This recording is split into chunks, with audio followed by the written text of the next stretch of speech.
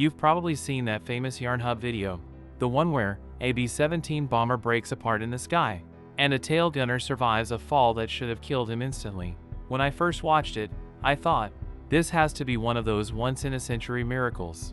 But then, while reading through the 381st Bomb Group website, I found something that stopped me cold, because there was another story, almost the same, surviving free fall from flight height, and this one wasn't animated. It was documented, with names, dates, aircraft numbers, and post-war records. The date was October 8, 1943.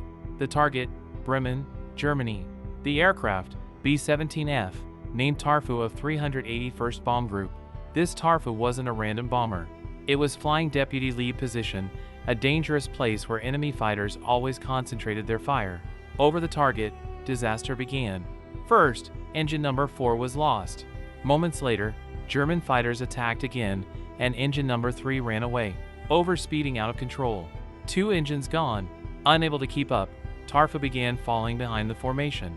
They kept dropping back until they were alone. As soon as they were alone, the fighters attacked continuously. The order came, prepare to bail out. We may have to abandon ship. One of the waist gunners called. Oxygen out on the co-pilot side, and they were ordered to switch over to the other side. The ball turret gunner informed the pilot that gas was leaking from the number 2 engine, covering the bottom of the ship, and that firing one of his guns could set the ship on fire. He abandoned his position. 20 minutes after dropping their load, the glass nose was knocked out, either by an overhead attack or a loose propeller from the windmilling number 3 engine. The navigator and one of the waist gunners managed to escape the ship through the forward escape hatch. At about this time, Wade McCook, the tail gunner, made it to the other injured waist gunner, Matt Berk. When the nose glass blew off, the ship went into a dive for a few seconds before breaking in half at the waist. McCook and Berk were trapped in the aft section with no way out. Berk, half dead, lost conscious, and McCook could only hang on as the entire tail section wafted to the ground like a leaf. This is where I remembered the Yarnhub video.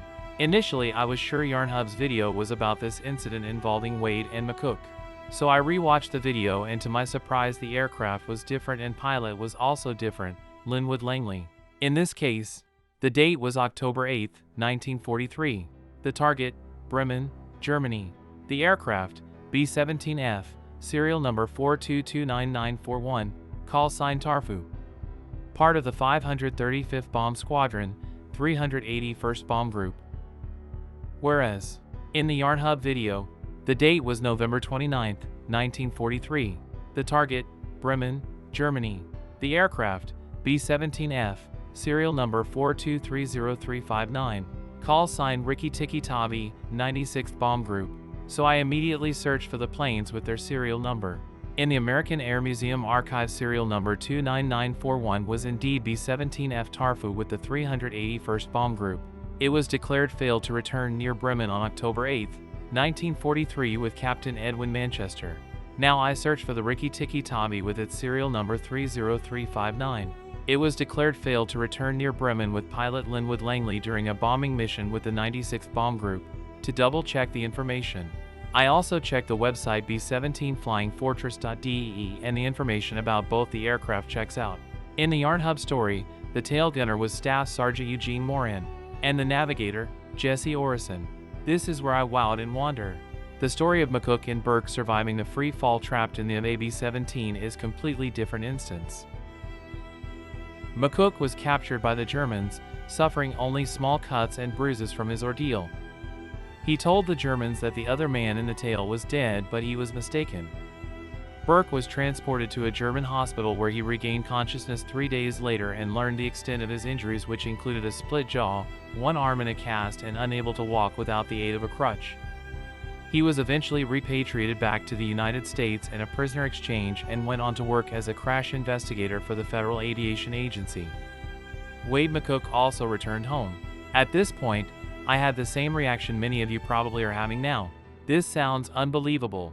So I checked. The 381st Bomb Group records list the aircraft. The crew manifest matches. Kia and POW statuses align.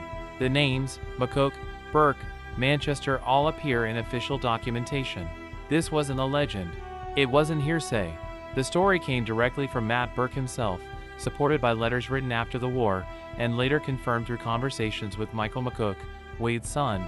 The Yarnhub story wasn't unique. It was just the one we remembered.